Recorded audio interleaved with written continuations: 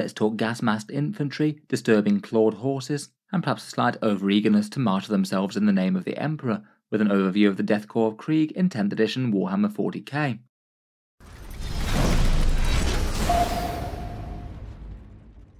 Hello and welcome back to Auspex Tactics, where today we're talking Astra Militarum and specifically Death Korps, with an overview of this army within an army and how the Kriegsmen are functioning in 10th edition 40k. The Death Korps have long been a fan favourite army in 40k, loosely based around World War I era infantry, and with some really quite fun lore that came out of Forge World initially. These guys fought a brutal millennia-long civil war to return their planet to the service to the Emperor, and these clone soldiers are a fearsome force to be reckoned with in 40k, particularly when one of them picks up a mighty entrenching tool.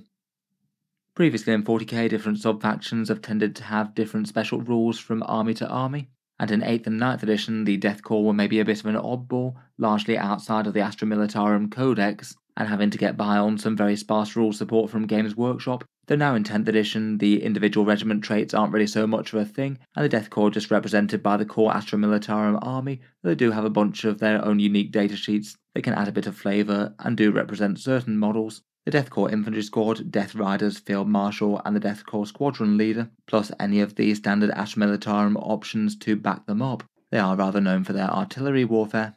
They might well get some form of themed attachment that appears in the Guard Codex when that turns up, though we know that that's at least a fair way away at the moment, and it's not going to materialise until at least after next spring, and we don't know how late in the edition it might turn up. Will be interesting to see how Games Workshop realises their Cult of Sacrifice this time round.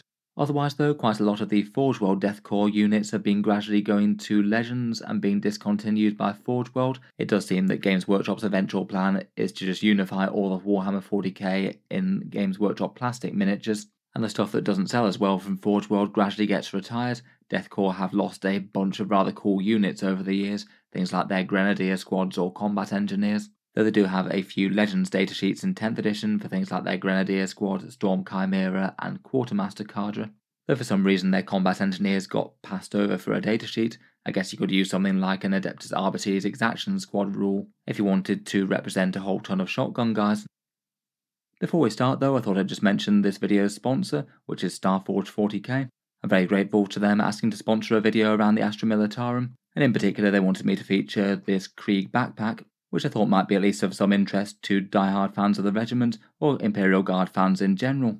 Starforged are basically a luxury 40k merch site. They have quite a lot of various fun stuff for different factions in the game. Someone's really gone wild and created a whole ton of kind of surprising things like their Abmech umbrella, and various themed jewellery bits made in silver and gold. And I thought one of their more fun and slightly higher end things was this Kriegsman backpack, a slightly slimline one that could be used for transporting things like laptops around, or maybe codexes or rulebooks for Warhammer 40k gaming, I suppose. Perhaps the more obvious Imperial Guard bits are the metal logos it's inlaid with. I do quite like the one on the top right hand corner, inlaid with a serial number and 101st Siege Regiment, plus the more general Imperial Guard logo, and feels like it generally fits in fairly well with the miniatures themselves. I'll leave a link to that down in the video description if you're interested in giving it a look. It is priced at a bit of a luxury at $128 US, but I thought it might be of interest to some of you more die-hard Krieg fans out there. Back to the Death Korps in 10th edition though, and I feel like perhaps the most exciting thing about their rules throughout their mainline 40k and Forge World datasheets is the one for their standard infantry squad, the one that comes from that veteran guardsman kill team kit, that I do think was really quite a nice one for realising the army as basically a full-fledged faction in 40k. You can do a lot with those models, and some of the various specialists can represent other models within the Guard army too. The Death Korps of Krieg are a fairly standard infantry squad with either 10 or 20 models, 65 points for 10 of them and 130 for 20, a little bit more than the other infantry squad variants now the balanced data slate happens, but I'd still say one of the strongest overall. They've got a standard guardsman profile with a toughness 3, a 5+ save and objective control 2, and for the special things that they get on their datasheet versus the other things out there is that they get slightly more special weapons per unit if you want them. If you take a 20-man squad, then you've got 6 choices of special weapons out of the ones listed here, though as per Games Workshop's no model no rules thing, you can only get 2 of each. I think I'd probably be most tempted by melter guns, plasma guns and grenade launchers out of these, just to try and give them as much punch as possible against more heavily armoured targets, as they generally already have quite a lot of las guns for killing light infantry, and all these mid-strength attacks can actually be surprisingly punchy if they trigger their special rule, which is Grim Demeanour. Grim demeanour represents them fighting harder as they take casualties, so if they've lost any casualties at all then you get a +1 to hit for the unit. If they're below half strength then you get a +1 to wound, which does mean that as the squad gets casualties you can actually have some seriously punchy special weapons running around. Guardsmen hitting on 3s and wounding on +1 to wounds with a bunch of high AP and multi-damage shots can actually be pretty savage. I feel like as units go as well, they're a squad that's more likely to get damaged but not fully destroyed if you take 20 of them, given that they can get some big durability boosts, as we'll talk about in a second. Otherwise, for advantages, the squad gets a medipack, just 1 per squad, and this allows you to resurrect D3 slain guardsmen in the command phase. Always good to have a few more bodies on the line, and potentially that can be handy for claiming objectives if they turn up just before those objectives are scored. Finally, the sergeant gets a power sword, which is nice, and the squad can take a Voxcaster if you like, though you would have to sacrifice one of the plasma guns for that, and I'm not sure that the 5+ to regenerate command points is really worth it there, particularly not if you happen to have something else that generates command points in the army, maybe Lord Solar Leontus for example. Finally, for stratagems, I feel like they're a particularly good unit to use that 2 command point reinforcement stratagem on. 20 hardy models returning to the fight with a bunch of special weapons is pretty nice. If you do have the command point spare then I feel that's basically auto use if the squad does get killed. Overall I would still rate these as a very competitive unit for the Imperial Guard, maybe just having a little bit more competition with the other infantry squad variants now they're all a little bit cheaper than these guys. One of the support options that's just particularly nice for Death Korps though is the Death Korps Field Marshal at 60 points. He's a relatively cheap officer, kind of equivalent to the Cadian Castellan, and has the option to either lead Death Korps units or standard infantry squads. As with a fair few officers, he allows you to use an order for the unit. I think take aim is rarely going to be a bad thing with all those special weapons, provided you actually have a good target for them, but move could certainly help them get to objectives a lot faster. And take cover could be pretty reasonable as well for a squad that's all about being durable and surviving. Getting a 4+ save on those Kriegsmen are nice, unless you've got something else fancy going on like a Primaris Psyker. Perhaps his biggest advantage though is that he gives the squad a 5+ feel no pain type save, a pretty awesome durability buff to a unit that's all about not dying on objectives. It equates to a 50% durability boost against damage 1 weapons, which is pretty spectacular. Very nice to make them tougher specifically against the thing that's going to kill them the most, though it does drop off really quite a lot against things like damage 2 and above. Each model needs to actually roll a whole bunch of feel no pain type saves to actually save it. It only equates to around about a 13% durability increase against damage 2 and worse against higher. Finally, his last advantage is that he has a special rule called Cult of Sacrifice to allow units to use the Insane Bravery stratagem 1 extra time in the command phase. This rule's a little bit annoying and one that Games Workshop needs to get around to fixing at some point I think. Basically, rules as written, it says that you can use it even if you used it again this phase, but again it's another one of those ones that doesn't actually override the once per game restriction that the stratagem has.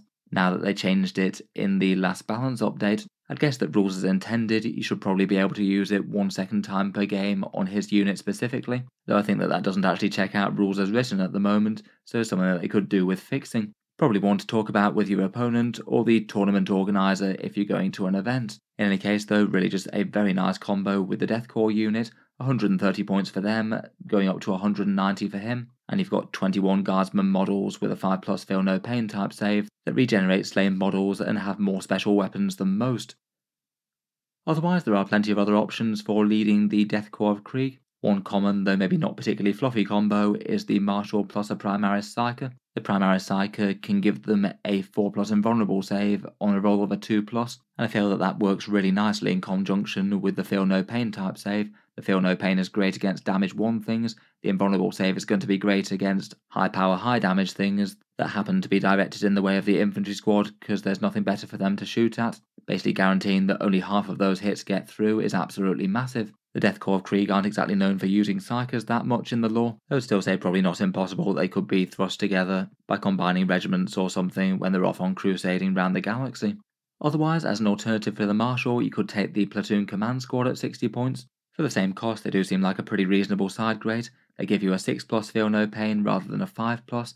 It's really quite a big jump, but it still certainly is helpful to increase the durability. It's more like a 20% increase against damage 1 though, rather than 50%. That is kind of counteracted partly though just by having more models in the unit, as they do bring 5 models rather than just 1. So I guess really that's a durability increase in its own right. An extra special weapon, a little bit more melee threat, plus the regimental standard can get you a bunch more objective control, and even mean that you'll still have objective control if you fail Battle Shock, both of which are quite nice. You could also just run Kriegsmen as the other datasheets available to the Guard as well, using them as standard infantry squads if you wanted some heavy weapons and cover.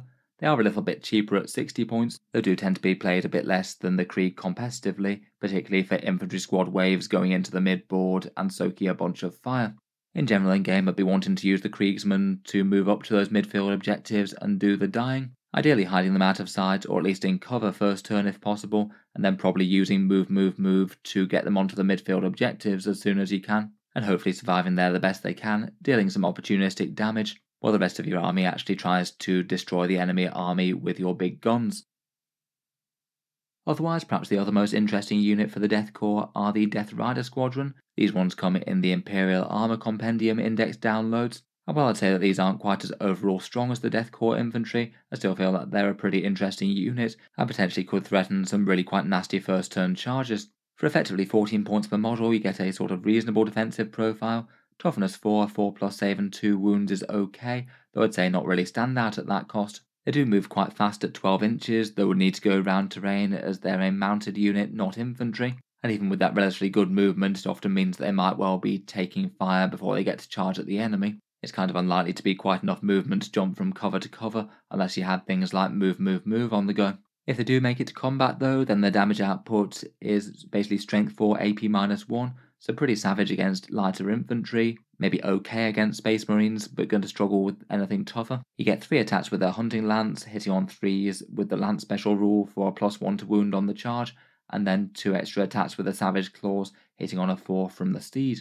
For just a small interference unit of 5 of them, they kill around about 10 termagants on the charge, so really are pretty savage against any sort of light infantry. Don't do too terribly against Space Marines, killing around about 2 intercessors, but then beyond that they won't really do much to any higher toughness targets, say only 2 wounds to Terminators or most vehicles. I think they'd be most tempting as small interference units to scrap over midfield objectives, and if the enemy does get too close to them, then they do have quite a fun reactive 6-inch move. If the enemy moves within 9 inches of them, then they get to move 6 inches in another direction, could potentially be used to backpedal to try and keep them out of combat potentially. Definitely a nice rule to have, maybe just a little bit less powerful again due to not being infantry and interacting a lot more poorly with terrain as a result. The Death Riders do also have the option for a squadron commander to lead them into battle. Again, he's 60 points, and his stat line is sort of similar to the regular Death Riders, but with 5 wounds and a 5+ invulnerable save, so a little bit tougher, and he gets 5 attacks with his Hunting Lance rather than 3. As you'd expect, he's an officer, so can issue an order to the rider unit if he wants to. He can give them a +1 to their weapon skills, so those Hunting Lances will be hitting on a 2+, or make their charge threat range a bit bigger by using move on them, so they'd be moving 15 inches base. Beyond that though, he has 2 other really quite interesting buffs. He grants infiltrators to the unit, which means that you could just set them up in the midfield and set them up for a near guaranteed first turn charge. Really quite scary stuff to have a whole bunch of cavalry just charge straight at the opponent turn 1. Though it is a bit of a coin flip type thing in 40k. If you line up a whole bunch of only medium tough cavalry right on the opponent's deployment zone, if they get first turn they are almost certainly going to kill that unit really quite easily, so you might have just thrown away around about 200 points there. On the other hand though, if you do get first turn, that means that you're guaranteed to be getting really quite a nasty charge off, and between his +1 to hit, plus the fact that he gives them devastating wounds on the charge with their lance attacks, they do actually hit surprisingly hard against most targets if you do actually rank up the unit into a 10-man squad. If you went in for a squad of 10 of them for 140 points plus this guy for another 60, that's basically 200 points for 57 strength 4 and AP1 attacks, a bunch of them with devastating wounds and lance and hitting on 2s, and between all that you do then get to stack good damage on just about anything in the game. You kill around about 34 termagants, around about 7 or 8 Space Marine intercessors, or around about 10 wounds to things like Terminators or most vehicle units, so it does take out a pretty big chunk out of them. Their ideal prey is still definitely going to be infantry that are toughness 4 or below, but at least they can threaten heavier stuff. Overall, that would generally be a pretty massive problem to a lot of armies, though it is just super swingy as to whether you go first or you don't. I guess theoretically you could combine it with Lord Solar's redeploys. I guess if you get to redeploy the unit after you've seen exactly where your entire opponent's army has gone, you could hopefully try and put them somewhere that's fairly safe from the majority of the enemy army, but would still allow you to get a first turn charge with move, move, move. But you would have to do that before rolling the dreaded dice to see whether or not you go first or second. Overall feels maybe like a bit more of a meme tactic than a very sensible one due to being so unreliable. Definitely looks very fun to play in game though. Otherwise, while we're on the subject of Death Korps, I thought it might just be worth quickly mentioning the Legends units and what else could represent them. Legends datasheets will be usable in most casual games, though generally not allowed at tournaments and things due to being left out of Games Workshop's balance passes. I would perhaps argue that the Legends datasheets for the Death Korps at least aren't really all that strong though. First up, we've got the Death Korps Grenadiers, who are basically objective control to sort of Kazakin type profiles with their hotshot lasguns. They are a bit pricier than the Kazakin for the extra objective control, and they swap out their special rule for getting a free grenade stratagem each turn. Kind of dependent on getting them very, very close to the enemy, but might be doable with a transport or something. They do get far fewer special weapons than the Kazakin, but two of them can form a heavy weapon team with a heavy flamer, which I suppose is interesting enough, though overall probably a weaker datasheet. If you wanted a non-Legends version for them, I probably just would literally run these as Kazakin, who are looking quite a lot more effective in game now at 100 points compared with the 120 or so that they were. Otherwise, for more Death Korps things, the Storm Chimera went to Legends, and this one's 90 points for basically just a Chimera with an autocannon on top, rather than a multi-laser or heavy bolter or something. After the balance pass, this one's just far out competed by the regular Chimera. That one's 70 points versus this one's 90. But I guess it's a kind of flavourful datasheet if you can stomach taking the points hit for an autocannon on top. Finally, for the Death Korps Legends, there's the Quartermaster Cadre. This one's 45 points and basically feels like a sort of cut price Marshal, giving the 5+ feel no pain type save, and also adding a few more bodies into the unit with a 4+ save, but you do lose out on the Order and the Insane Bravery benefit if either of those were a big deal. If you are using Legends rules, then I feel like these are a pretty reasonable alternative though. You do save some points, and you do add more durability by adding more bodies to the squad as opposed to just the one officer that you get with the Marshal. Overall, I feel like the Death Korps Krieger may be in a slightly weird spot at the moment in 40k. You definitely can still run a full themed army that's around them, though it takes maybe a little bit more adaptation of the rules, with so many of their unique units going to Legends, and their 4-12 range has been whittled down really quite a lot to just mainly the Death Rider sculpts. At least the standard Kriegsman datasheet does remain very good though. You could definitely have multiple such units advancing to take the midfield objectives in a competitive guard list. I'd be tempted to run them with the Marshals or the Platoon Command Squads. Maybe a primary psyker for the invulnerable save if you can stomach some filthy witches in the ranks. Otherwise, I feel like the Death Riders will probably be a bit of a niche pick within the Imperial Guard army, a bit more of a fun choice if you like the models and want to try a slightly silly first turn cavalry charge. I feel like for Outrider type units, things with Scout or Infiltrate might get played a fair bit more than them. Things like Scout Sentinels or even things like Kazachan Jungle Fighters moving into the midboard. And overall, while the 200 point first turn charge type unit is really good fun, and occasionally could be a really big deal, I feel like the coin flip nature of it and the chance of it basically just getting shot to bits before you get to do anything with it probably means that it's just not the most competitive choice you can go for. In general, you don't want 10% of your army just obliterated down to chance before it's even got to do anything. Otherwise though, artillery still does remain quite strong. Basilisk, Manticores and Earthshaker platforms can back up the main infantry advance. Definitely good fun for a bit of theming. I think you could make a very fluffy themed Krieg list that still perform pretty well in game, and they are a pretty awesome army to see on the table. In any case, let me know your thoughts on the Death Korps in 10th edition. What do you like and dislike about them? And how do you think that their infantry and riders compare with the competition within Index Astra Militarum? If you've enjoyed the video, then feel free to subscribe to Auspex Tactics. I'll certainly keep the regular 40k videos coming. I do tend to post new ones just about every day. Thanks to Starforged for sponsoring the video. Feel free to check out their site about that Death Korps backpack or any of their other 40k merch things. I'll leave the link to that down in the video description.